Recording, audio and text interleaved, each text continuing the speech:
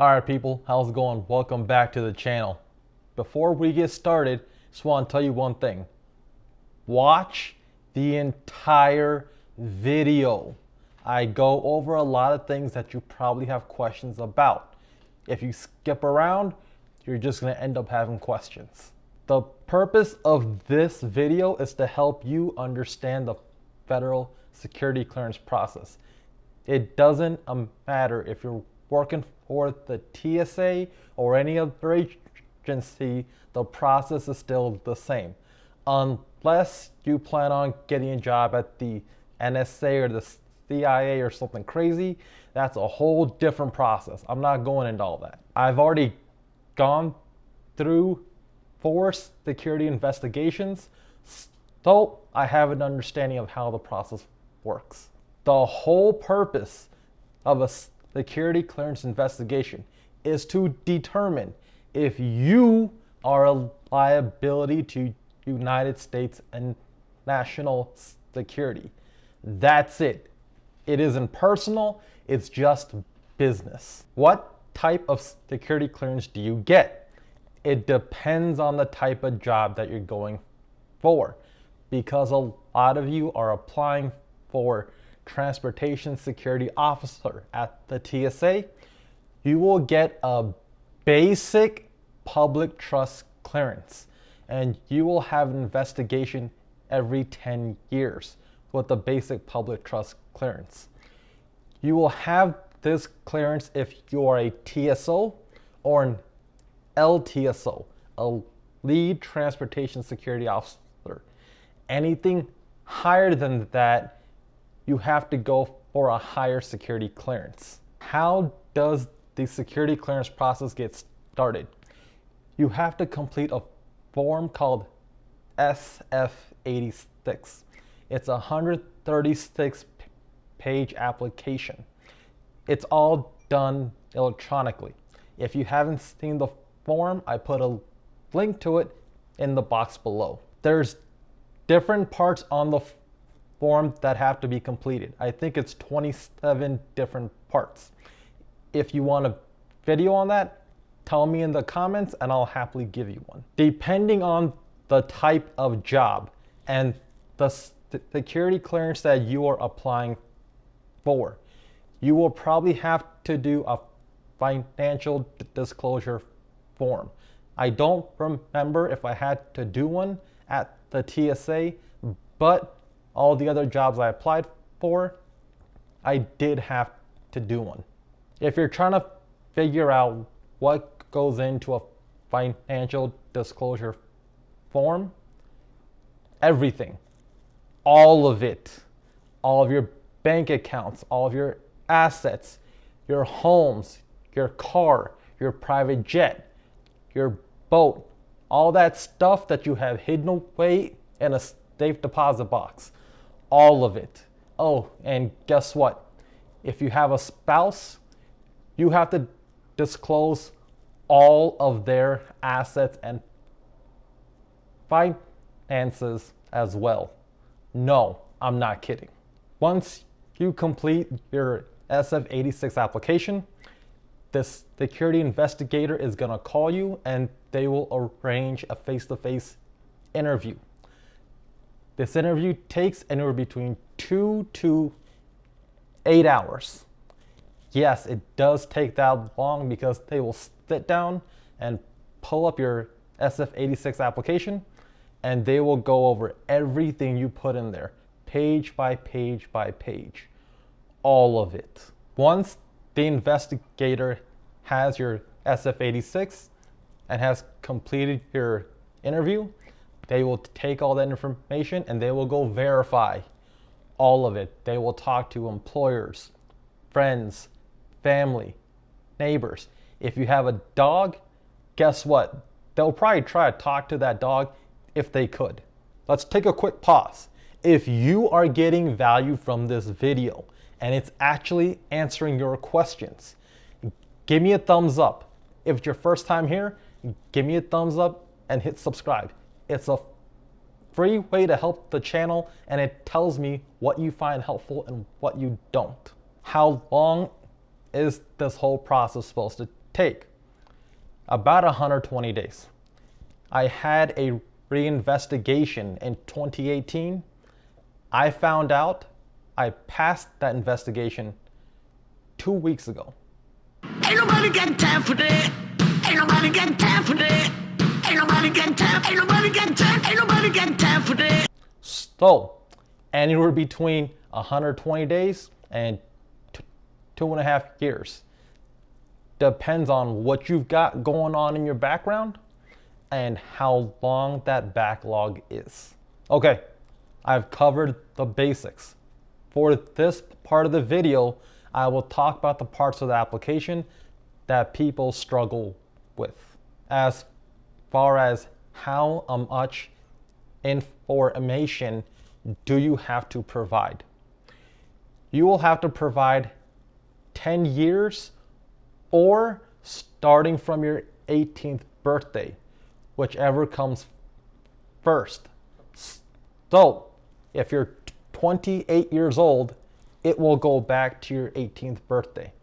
If you're older than 28, only 10 years. After that, they will only go as far back as your previous investigation. If your previous investigation was 5 years ago, they will only go back 5 years because they've already got everything else. All they're trying to do is cover that gap. You will have to put down all the jobs that you've had, except you only put down the jobs where you collected a paycheck. If you were paid for that job, then you have to put it down. If you didn't get paid and you were a volunteer or an unpaid intern, you don't have to put that job down because you were just kind of hanging out. If you have any periods of unemployment, it's okay. Just put down those time frames on the application and put that you were unemployed. It's perfectly fine. Another part that people struggle on is listing their residences. People forget where they lived. That's okay. There's ways to find out. Each time you changed homes, you changed your address with your bank, right? Go to your bank statements and look up your addresses on each one of those. Or a lot of people have Amazon, right? Each time you put in an address into Amazon, Amazon keeps records of those. Go to your Amazon account and pull those addresses up. Or do your own credit check on yourself and find your addresses that way.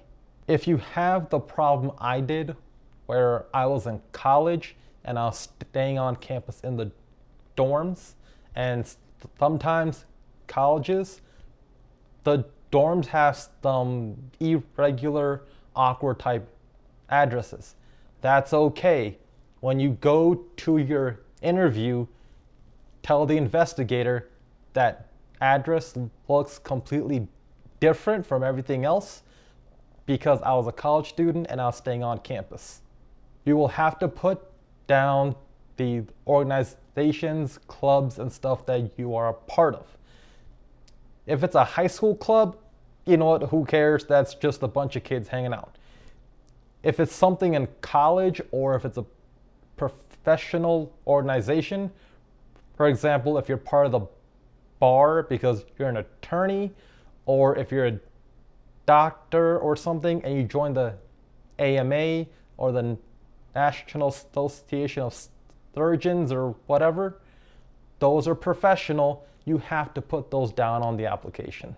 Credit checks, everyone's favorite part, right? Okay, I get it. Everyone hates having their credit run because everyone's scared. I've got bad credit, I don't have any credit. Oh my God, my credit's gonna be a problem. Your credit is only a problem if you have delinquent debt over $7,500. If you have $7,500 or higher in delinquent debt, you're gonna have some problems. A lot of people have spouses. A lot of people have past spouses. That is okay. But you will have to put down every single spouse you had in the past on your SF-86. Why do you have to do that? The investigator is going to go talk to every single one of them. Oh my God, what do? I have a spouse and they're vindictive and they took the house, the kids, the dog, the car, the boat. They even took the Play-Doh and the cooler. Guys, it's okay that they've already accounted for that crazy ex-spouse you've got running around. It is perfectly fine. Just tell the investigator in the interview, hey, you're gonna go talk to this person. It was a bad breakup. Things did not go very well. They will say lots of bad things about me. They understand ex-spouses get vindictive. They've already accounted for it. Don't worry. Here's a good one. People that have police records. You have to understand something. You are applying for a national security job. Everything is fair game. All the cards are on the table. If you have an expunged record, guess what? The investigator is going to go pull it up and you will have to answer for it all over again. So, be honest from the beginning. If you try to hide anything, you are going to be out of a job. Drugs, if you've done them, just be honest about it. Don't try to hide it because somebody is always going to spill the beans. And if the investigator has to find out about it from somebody else and they don't find out about it from you, it's going to cause a lot of problems. A part of the investigation is reference checks. For every single job you've held, every single place you've lived at, every single organization you joined, every single college or school or something that you've attended, you have to have a reference. Somebody that can vouch for you saying, yes, I saw this person in class. Yes, I was in the army with this person and I was in Baghdad with them or whatever. When you put down a reference, for the love of God, put down people who will only say good things about you. Once again, for the love of God, put down people who will only say good things about you. If the investigator ever calls you and they're asking you what sounds like a follow-up question or something just to clarify something, guess what? And 9 times out of 10, that investigator already has the answer. They just want to hear you confirm it. So, once again, just be honest. What do you do if your security clearance gets denied? Before that happens, the investigator will call you and clarify every piece of information with you. They'll even give you the opportunity to explain any and all discrepancies that come up. You will have plenty of opportunities to explain everything. The only pieces of advice I can give you is just be honest. That's number 1, just be honest. Number 2, if you're being asked a question and you don't understand the question, don't just answer the question. Ask the investigator, can you clarify? I don't understand what you're asking or the scope of the question. Clarify the question and I'll happily answer. Guess what? They will happily clarify the question and then you can answer. If you don't understand the question, don't just answer. It's gonna cause you problems later on down the line. One final thing. It's always best if the investigator hears it from you. Whatever it happens to be, it's best if it comes from you. If it comes from someone else and they don't hear it from you, and it's something that makes you look bad, that's not going to turn out very well. That is all I've got. I have other videos coming up. If you found this video helpful and you got some value out of it, give me a thumbs up and hit subscribe. It's free. It doesn't cost you a thing. Until then, peace out.